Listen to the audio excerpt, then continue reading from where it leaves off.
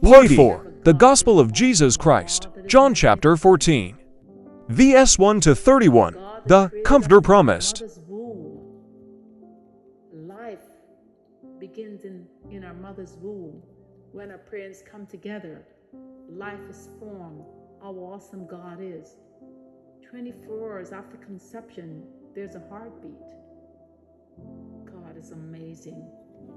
And this God that we serve is worthy of our time. He's worthy of every second spent with Him. He is more than worthy of our love. He said several times in this chapter, if you love me, keep my commandments. And His commandments is to do us good, to bless us and to do us good. The whole duty of man, the Word of God declares in the book of Ecclesiastes, the whole duty of man is to fear God and keep His commandments. That's our whole duty. Fear God, not to be afraid of God, but have respect unto this God that we serve. Love the Lord thy God. That is what the Word of God commands us. Thou shalt love the Lord thy God with all thy heart, all thy soul, all thy might and strength.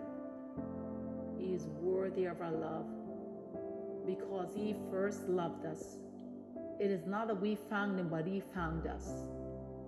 We were lost, and He came seeking after that lost sheep, because the Word of God tells us all we like sheep have gone astray, each and every one of us to his own way, and the Lord hath laid on Him, Jesus Christ, the iniquity of us all. The King of glory came all the way from heaven to redeem mankind. His love brought Him from eternity into this present time to deliver mankind. And when He rose from the dead, He said, all power is given unto me in heaven and in earth. Jesus Christ was God incarnate. In order to shed blood, in order for us to receive forgiveness of sins, His blood had to be shed. Because the Word of God clearly tells us that without the shedding of blood, there is no remission or forgiveness of sins. And before the world was created, a lamb was slain before God made this very world. Because He, being omniscient who knew all things, made preparation for man's downfall.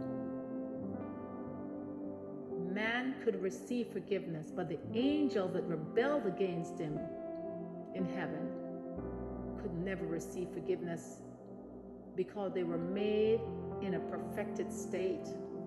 And when you read the Word of God, Lucifer was the most beautiful angel that God created, and he had so much influence that he drew 1/3 of heaven with him, because he wanted to become like the Most High God. He wanted to be above God, His Creator.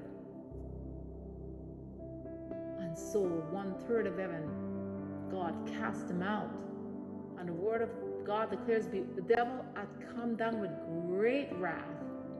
Woe to the inhabitants of the earth, because God cast him out. But God being omniscient, already knew what was going to happen. So before He created the world, before He formed everything, Adam and Eve, before He made them all, the Word of God tells us that a lamb was already slain. That lamb pointed to Jesus Christ. He was already willing to lay down His life for mankind, whom He created in His image and in His likeness, whom He loved so much. He laid down His life. He made preparation before we even fell from grace. Before our foreparents Adam and Eve fell from grace, God already had a plan. He knew that Eve was going to be deceived. He knew that Adam would have disobeyed His command. In the cool of the day, when you read in the book of Genesis, the voice of God was walking in the garden. The Word of God lets us know that. The Lord never called, where is Eve? He said, Adam, where art thou? Because Adam is the one He gave the command to. Before He formed Eve, Adam, He gave the command to, that the day thou eatest of this tree, don't touch it, do not eat of this tree, for the day that you touch or eat of it, you shall surely die. The Word of God did come to pass. The Word of God lets us know that Eve was deceived, but Adam was not deceived. And as have said oftentimes that the goal of Satan was to get the man to fall. How did he do that? Through the woman.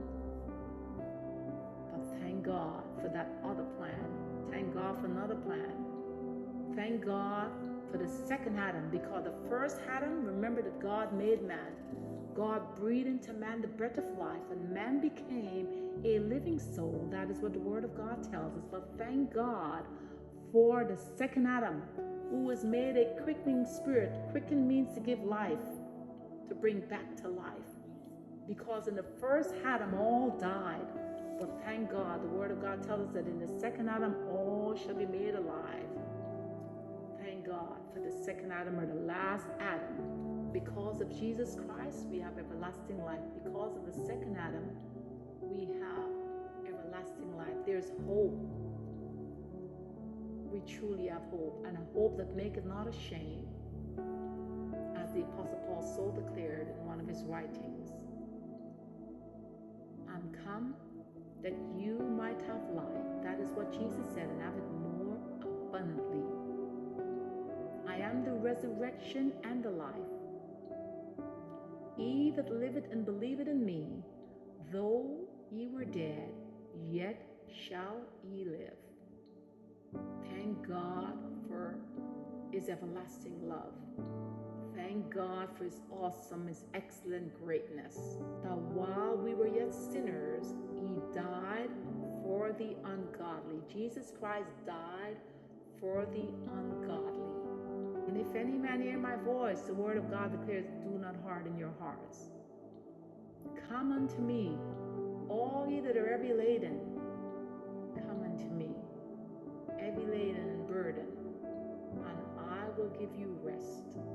Rest for your souls. Come unto me. He said, take my yoke upon you and learn of me, for my yoke is easy and my burden is light.